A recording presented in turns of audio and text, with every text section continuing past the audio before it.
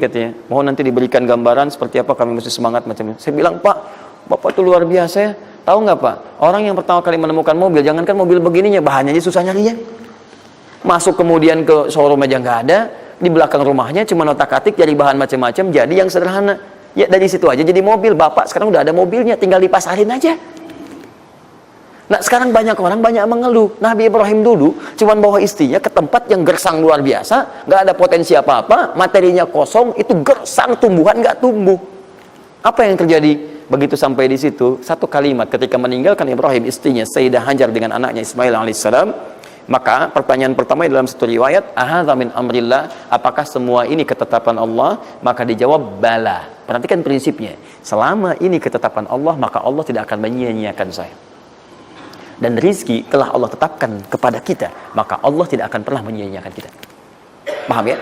Jadi kalau Anda ditempatkan di kondisi apapun, bahkan mulai belum bekerja, baru lulus kuliah, bahkan mulai baru membuat satu bisnis misalnya, atau macam-macam halnya, ingat, ada yang lebih buruk kondisinya daripada Anda, yang semua bahannya bahkan belum didapatkan. Dan dia yakin dengan Allah. Sepanjang Anda punya Allah, maka semua akan mudah bagi Anda. Ini prinsip yang pertama. Jelas ya? Nah, kalau sudah paham sampai sini, belum berhenti karena ada komitmen untuk usaha. Apa usahanya? Maka Ismail menangis satu saat dan Allah tetapkan asinya nggak keluar dari ibunya. Begitu tidak keluar, nah anak ini kan pasti bergejolak. Tangan bergerak, kaki bergerak, disimpan di bawah. Saat bergerak itu kakinya menghunjam ke tanah, tangan bergerak, nggak keluar apapun. Ibunya ini yang menempuh usaha yang sangat serius untuk mencari. Dia tahu kalau cuma diam nggak akan datang. Maka ibunya menerapkan satu ketentuan pertama yang nanti diabadikan dalam Al-Quran, yaitu teori rizki dengan ikhtiar, mencari cara yang serius. Nah, cuma apa yang akan kita keluarkan saat ini terlepas dari usaha apapun yang Anda kerjakan saat ini. Tapi teori dasarnya adalah ketika Anda menempuh usaha yang serius ini, ada beberapa tahapan yang mesti Anda lalui. Persoalannya, waktu saya sudah habis 9:30. Nah, saya mau minta sedikit aja, boleh nggak saya tambah 5-10 menit? Alhamdulillah. Nah, satu, saya agak cepat ya, saya agak cepat. Satu. Nah, yang pertama beliau lakukan, beliau kemudian mencari itu dengan semangat, naik ke satu bukit. Naik. Bukit apa namanya? Kapan bukit itu dinamai dengan Sofa? Ini persoalannya. Belakangan kan? Belakangan, setelah itu bukit Sofa. Dari mana munculnya Sofa? Sofa itu kan kalau kita gali dari akar katanya, ya berasal dari kata tasfiyah. Ya, Sofa, Yasfi, Sofyan, wa tasfiyatan, wa Sofian, wa Sufyanan. Kalau pakai sin Sufyan, kalau pakai sod Sufyanan. Sofiyun. Tasfiyah artinya menyaring sesuatu yang kotor, sehingga yang bersih aja yang kelihatan. Kalau Anda menyaring sesuatu, saring, bersihnya itu ada, kotornya hilang, dibuang. Itu namanya tasfiyah. Pakai ta, sod, fa, ya, ta. Ini hasilnya disebut dengan sofa. Orangnya disebut dengan sofi atau sufi, perempuannya disebut dengan sofia. Jadi kalau ada yang namanya misalnya sufi atau sofia, ini orang yang mampu menyaring segala yang kotor dalam dirinya sehingga yang keluarnya yang baik-baik aja. Kalau bicara ada yang provokasi, mau ngucapkan yang kotor dia tahan, keluarnya yang baik. Mau melihat ada yang kotor dia palingkan, dia yang baik. Itu sofia. Perempuannya, laki-lakinya sofi, ya, atau sufi. Baik. Nah, sofa, kenapa disebut dengan sofa bukitnya? Karena pada saat itu, walaupun tidak ada modal, situasinya sulit, beliau bisa menyaring keadaan dirinya, sehingga menghilangkan yang kotor-kotor dalam benaknya, dan yang ada cuma prasangka baik kepada Allah Subhanahu wa Ta'ala. Maksudnya Pak, kalau Anda ingin memulai usaha, sehebat apapun, walaupun gak ada modal, gak ada apapun, hal pertama modal terbaik yang Anda mesti lakukan adalah berprasangka baiklah kepada Allah Subhanahu wa Ta'ala. Safa. Positive thinking kepada Allah. Allah sudah janjikan kepada saya, maka saya akan memenuhi apa yang Allah perintahkan, dan akhirnya Allah memberikan apa yang dijanjikan. Betul ya? Kalau Anda memulai dengan perasaan yang baik, yang positif, nanti Allah akan angkat Anda berada di puncak seperti Sayyidah Hajar naik ke atas bukit itu. Betul ya? Dan perasaan Anda pun akan enak. Tapi kalau belum apa-apa Anda sudah negative thinking kepada Allah, maka mohon maaf, jangankan rizkinya, maka usaha Anda pun tidak akan maksimal, effortnya akan sangat kurang. Anda baru mau ke kantor, terus tiba-tiba melihat mendung, ya, terus orang udah mulai macet, terus negatif muncul di situ, ya mendung, macet. Terus apakah dengan mengatakan ya mendung dan macet, kemudian macet itu akan terurai? Mendung itu akan sirna? Tidak. Sampai Anda bikin status pun nggak akan pernah kelar. Ceklik, hari ini Bekasi macet, terus Anda ngapain? Jadi kalau Anda mau mengawali sesuatu, maka positive thinking kepada Allah. Bismillah.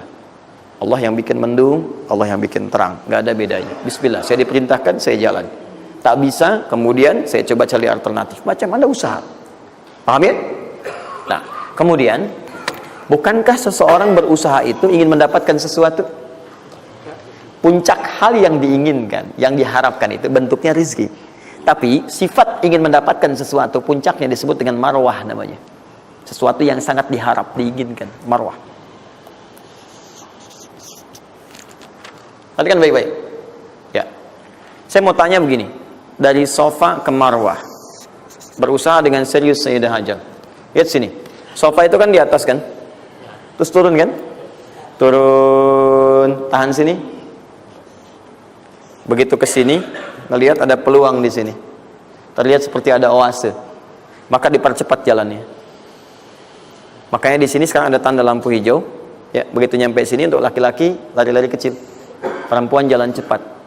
Ini karena ibadah yang disebut dengan sa'i sering diartikan dengan lari-lari kecil.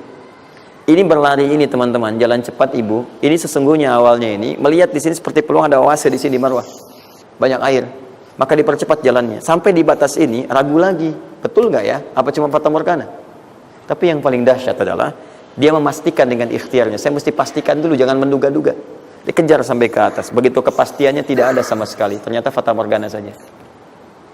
Dari sini balik lagi, mungkin di sini ada. Ya, balik lagi ke tempat tadi, balik dilihat sini kayak ada betul di sini. Balik nyampe sini fata morgana.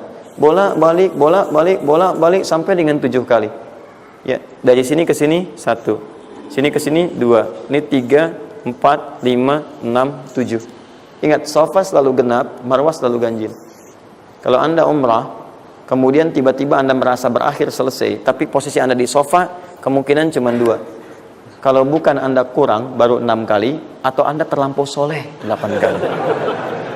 Pasti di sini. Nah, apa hikmahnya? Proses ini disebut dengan sa'i. Perhatikan baik-baik. Tahan, fokus. Ketika Anda berusaha teman-teman, maka mulailah dengan berpositive thinking kepada Allah. Tapi ingat, usaha Anda tidak akan selamanya ada di atas.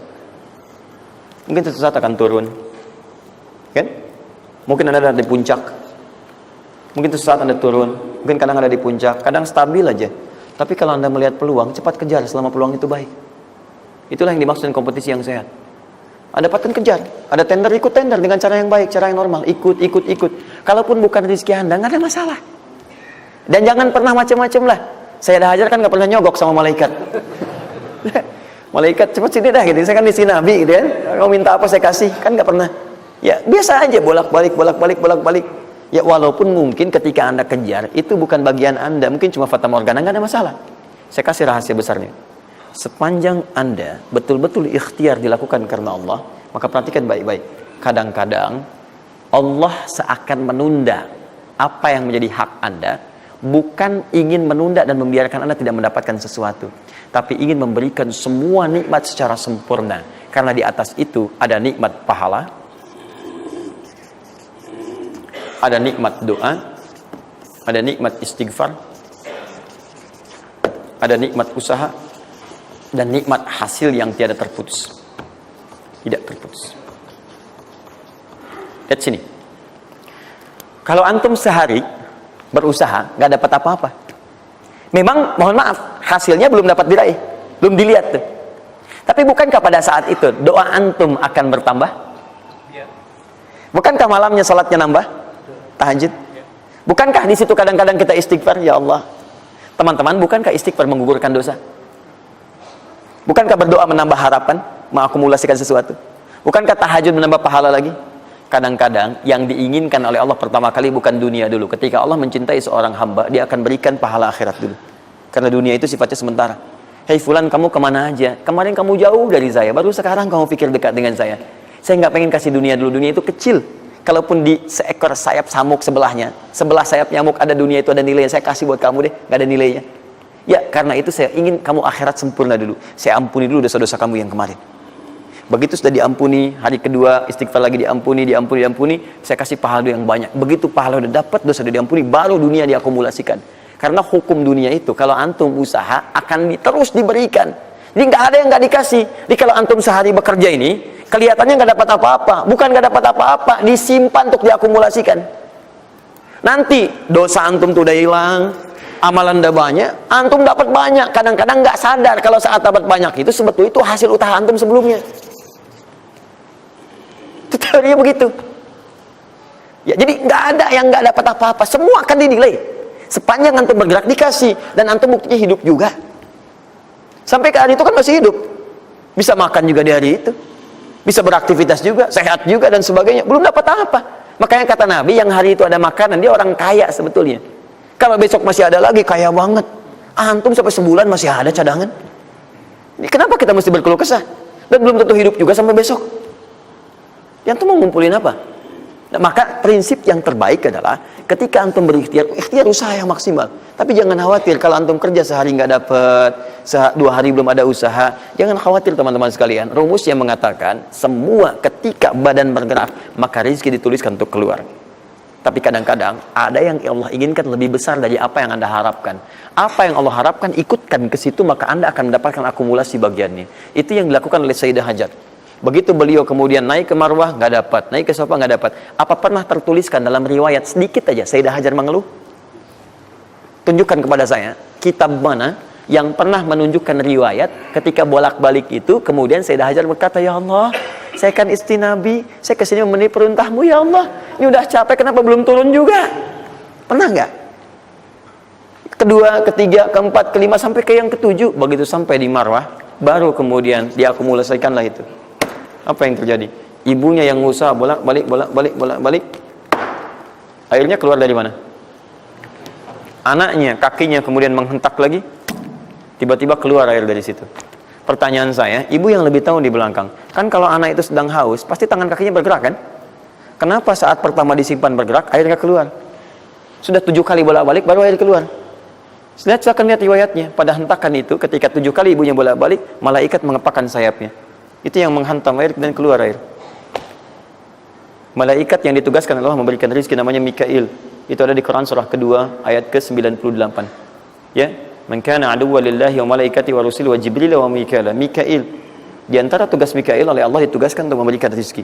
Yang paling menarik, perhatikan baik-baik. Begitu airnya keluar, ibunya sedang di Marwah, sedang berdoa nih. Makanya kalau sa'i di sofa ngadep ke kiblat berdoa dulu, ke Marwah ngadep ke kiblat berdoa dulu. Begitu sedang berdoa nyampe ke Marwah yang ke-7, anaknya lebih kencang menangisnya. Ibunya mendengar suara nggak biasa, dikejar ke sini. Begitu kejar ada air. Apa kata ibunya? Lihat kalimatnya. Zam, zam, zam, zam. Ibunya tidak mengatakan ijma, tapi zam, zam, zam, zam. Zam itu artinya kumpul jangan berhenti, kumpul jangan berhenti, kumpul jangan berhenti. Sampai sekarang air itu tidak pernah berhenti. Perhatikan bagaimana akumulasi pekerjaan seorang ibu yang sangat serius menghasilkan rezeki bukan hanya untuk dirinya, untuk anaknya, cucunya, cicitnya, dan berganti generasi sampai kita sekarang. Kita aja ke zaman Nabi Muhammad, itu teman-teman sudah lewat 15 abad. Nabi Muhammad ke Nabi Ismail 29 generasi. Satu generasi bisa ribuan tahun. Nabi Muhammad ke Nabi Musa aja 2000 tahun, ke Nabi Isa 600 tahun. Sekarang ke Nabi Ismail 29 generasi. Muhammad bin Abdullah bin Abdul Muttalib bin Hashim bin Abdul Manaf bin Qusay bin Murrah bin Kilab bin Ka'ab bin Ghalib bin Fihir bin Malik bin Nadar bin Kinana bin Khuzaimah bin Mudrika bin Ilyas alaihissalam bin Nizar bin Mudar bin Ma'ad bin Addan bin Adi bin Adri, ya, bin Muqawwam bin Nahur bin Tari bin Ya'rub bin Yasib bin Nabit bin Ismail alaihissalam. 29 generasi. Yang bisa mengulang 29 ini saya bebaskan paspornya untuk menghafal Quran di pekan depan. Silakan. Boleh, silakan. Tapi kalau salah satu tambah 1 ayat. Jelas? Terakumulasi. Maka boleh jadi kita berusaha bekerja, sehari belum dapat, 2 hari dagang belum dapat, tenang. Begitu antum 3 hari, tiba-tiba dagangan diborong habis. itu sebetulnya usaha antum yang sebelumnya. Tapi antum dapat bonus ampunan dosa, pahala, macam-macam. Maka jangan mengeluh.